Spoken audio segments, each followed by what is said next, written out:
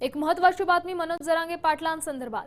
जरांगे पाटलांच्या हत्येचा कट टाकण्यात आला होता। यासाठी 2.5 कोटींची सुपारी दिल्याचा धक्कादायक प्रकार समोर येतोय। जालना पोलीस ठाण्यात तक्रार दाखल केली असून पोलिसांनी या दोघांना ताब्यात घेतलंय। अमोल खुणे, दादा गरुड या दोघांना सध्या ताब्यात घेतलंय।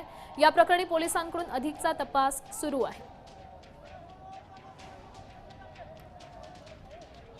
या संदर्भात अधिकची माहिती देत आहेत योगेश काशीद। योगेश, काय सांगाल, तक्रारीत नेमकं काय म्हटलंय? काही तांत्रिक अडचणींमुळे आपण योगेश यांच्यासोबत संवाद साधू शकत नाही आहोत, पण जरांगेंबाबत ही अतिशय महत्त्वाची बातमी आहे।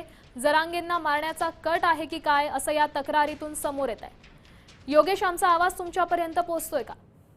नक्कीच आपण बघू शकतो की मराठा आंदोलक मनोज जरांगे पाटील यांना जीवे मारण्याचा कट जे आहे ते रचण्यात आलेला आहे। एकंदरीत पाहायला गेलं तर बीड मधील एका बड्या नेत्याचा हात याच्यामध्ये असल्याचं पाहायला मिळालं। विशेषतः पाहायला गेलं तर मनोज जरांगे पाटील यांचे जुने सहकारी असलेल्या अमोल खुणे आणि दादा गरुड यांना ताब्यात घेतल्याची माहिती देखील समोर आलेली आहे। मोठी बातमी म्हणावी लागेल। साम टीव्हीला विश्वसनीय सूत्रांची माहिती आहे। स्थानिक गुन्हे शाखेच्या जालना पथकानं अमोल खुणे, दादा गरुड या 2 व्यक्तींना बीडमधनं रात्री उशिरा ताब्यात घेतलेला आहे। त्यांची कसून चौकशी केली जाते।